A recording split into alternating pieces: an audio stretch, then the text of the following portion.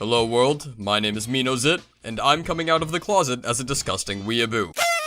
All kidding aside, I've really been enjoying a lot of anime recently, including JoJo, Kill la Kill, and My Hero Academia. However, My Hero Academia is half of today's topic. While watching My Hero Academia, it dawned on me that there are a lot of parallels in the series as a whole to the X-Men, and it was clearly inspired by a lot of very American and Western comic books and comic book-based movies. In fact, the easiest way for me to describe it would be to say that My Hero Academia almost feels like a very modern and very Japanese take on the X-Men. So without any further ado, let's begin at the bottom with a brief history and description of both My Hero Academia and the X-Men.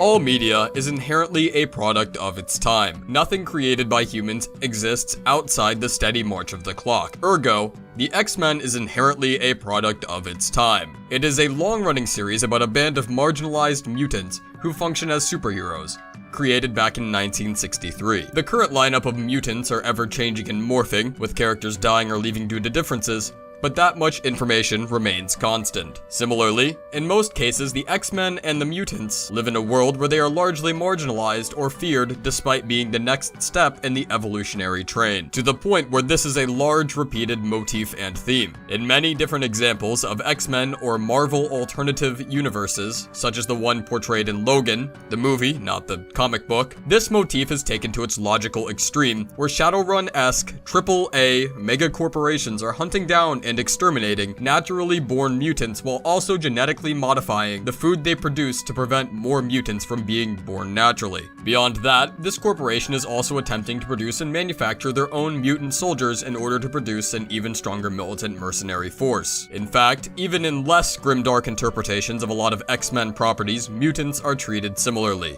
There are two moderately recent holocausts in what I would consider the main X-Men universe. One of the Jewish people and other minorities during World War II, and one of mutants. There are a lot of parallels between anti-mutantism and anti-Semitism, and that is underlined by villains like Magneto, a survivor of the Jewish Holocaust in universe, who now hates regular humanity. In an extremely important side note here, I am not comparing the Holocaust to the trials alternative culture has experienced in its journey to become more widely accepted. I know some tool in the comment section will say this, so I'm squashing it now. The first is a tragedy that the world is still feeling the aftershocks of today, and the second is a bunch of dorks convincing people that maybe rolling some dice and pretending to kill dragons isn't satanic.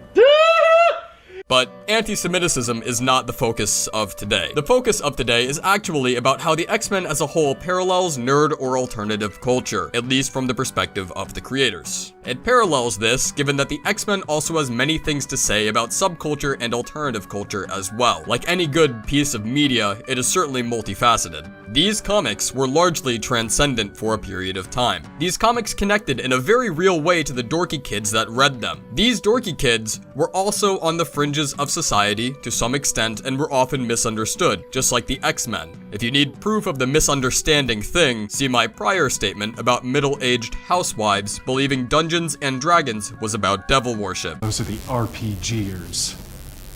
We've been trying to get them thrown off campus for years, but they're just too popular. The X-Men provided a mirror and perhaps a power fantasy to these dejected kids and allowed them to better understand themselves because of it. This is due to the fact that despite their name being the X-Men, most of the characters within these hollowed pages were in fact kids and teenagers. Beyond that, diversity has always been something the X-Men excelled at. There are characters of many nationalities, sexualities, and creeds, meaning that just about any kid who picked up a comic for a couple bucks could find someone they relate to and use it to better understand themselves with. However, as these kids grew up, so did the comic with it. After all, comics are now nerdy intellectual properties made by nerds who grew up reading these same comics when they were young. You'll note that as the X-Men aged from the 1960s to now, it became more and more about the persecution of the X-Men, culminating in films like the aforementioned Logan. Just as the X-Men paralleled nerd culture in 1963, so does it now in 2017. To the nerds that write these comics, nerds no longer truly exist. And the nerds that do exist are grizzled veterans. These creators witnessed the diffusion or osmosis of alternative culture and this parallels that. To the surviving X-Men in the comics and movies, mutants really don't exist anymore either. They're being hunted to the brink of death in many of them. And the mutants that still do exist are grizzled veterans. Nobody is truly an outcast nerd or dork for liking alternative media anymore, so there's not a lot of need for the X-Men anymore. There's even a parallel for the en masse death of mutants. The comic book industry is to some extent dying or faltering, despite the fact that comic book inspired movies are at an all-time high. If that's not some form of proof, I don't know what is. Not a lot of people have a super devoted, nerdy interest in comics anymore. Not a lot of people are mutants anymore. We're all just regular people going about our lives to the makers of these comics. And that's not a bad thing.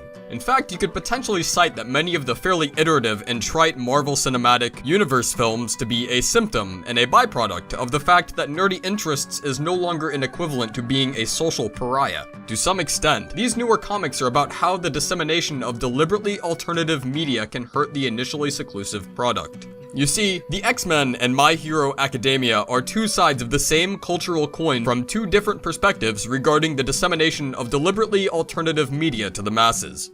The X-Men says that by a lot of people sharing nerdy interests, the meaning of the word nerd is also diluted to mean nothing. However, My Hero Academia holds the alternative position.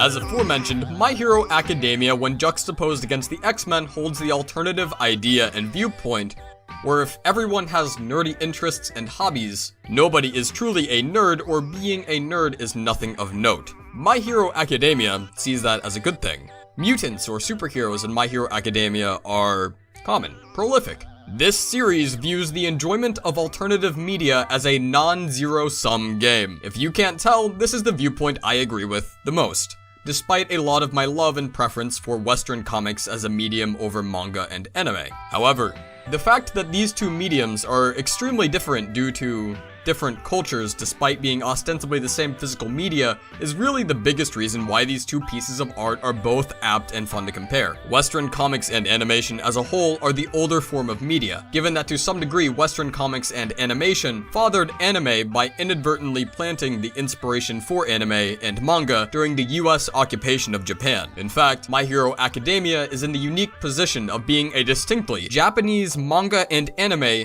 taking cues and inspiration from Western comics, most notably the X-Men, which is what ties this all together in a big, overly verbose Ouroboros. Now, that brief lesson out of the way, we can now discuss My Hero Academia itself in order to juxtapose it better. My Hero Academia exists in a universe where kids are born with superpowers known as quirks. Some of these quirks are useful, some aren't. These quirks are defined as being the next evolutionary step of mankind. Kids with quirks go to a special school for kids with quirks, just like in X-Men. The universal similarities between the X-Men and My Hero Academia are abundantly clear, and not just because of All Might, where a lot of American influence clearly manifests. A mutation is a quirk is a superpower.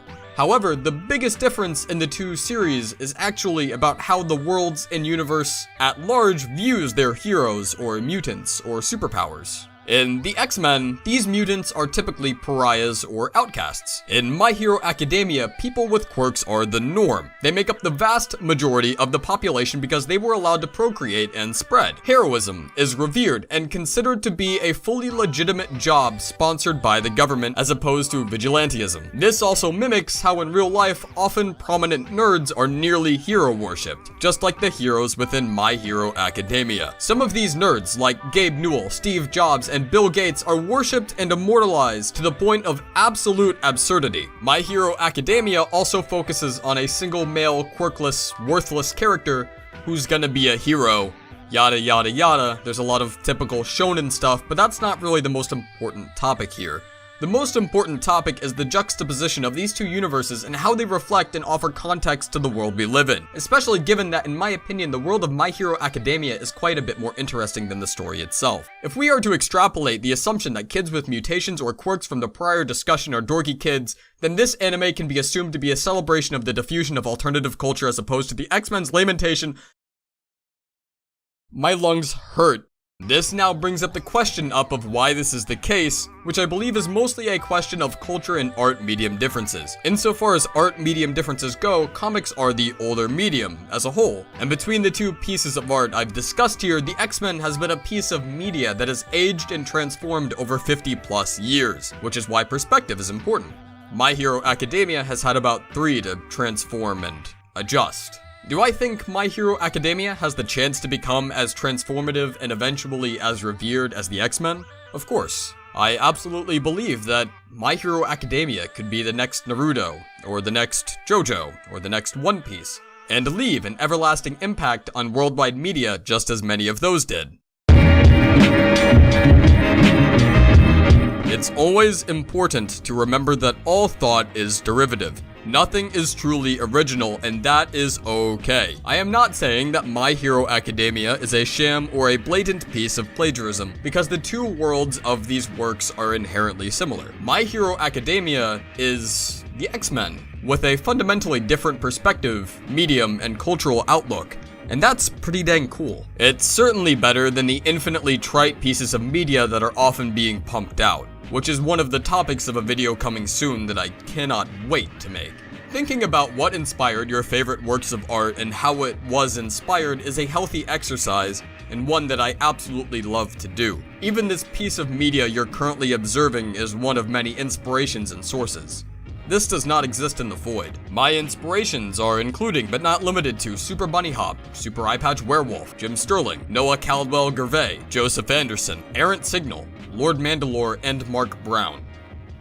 Anyway, my name is Minozit, and I'd like to thank you all for watching. I'd like to thank my girlfriend Kat for editing my scripts, and I'd like to thank all of my $5 plus patrons on Patreon. You're stinky, Stinky. Hi, this is a patron-supported show. I genuinely appreciate this. I accidentally hit the stream button on OBS, so now I'm quickly doing this at the beginning of a stream. All $5 plus patrons: Blondie, Ella, Stormy2, Puff Dreamer, Elisa, Happy Purple, Deej Luigi, Future Designer, Gary D'Alondro Jr., Kenta, LAH, Karmacow, Some Dude 601, Christian Arena, Random Crits, Sonic TDM, Palex, BB, other people. I appreciate you all. Thank you for paying my bills. Guess you finally found the pig mask, kids. Psych, it's Dr. Eggman. Anyway, we are $50 patrons for this month. They're Playart, Zubermatic, Hungry Mock, Daniela Treat, and Blondie. There we go. I shouldn't have made this a Patreon goal.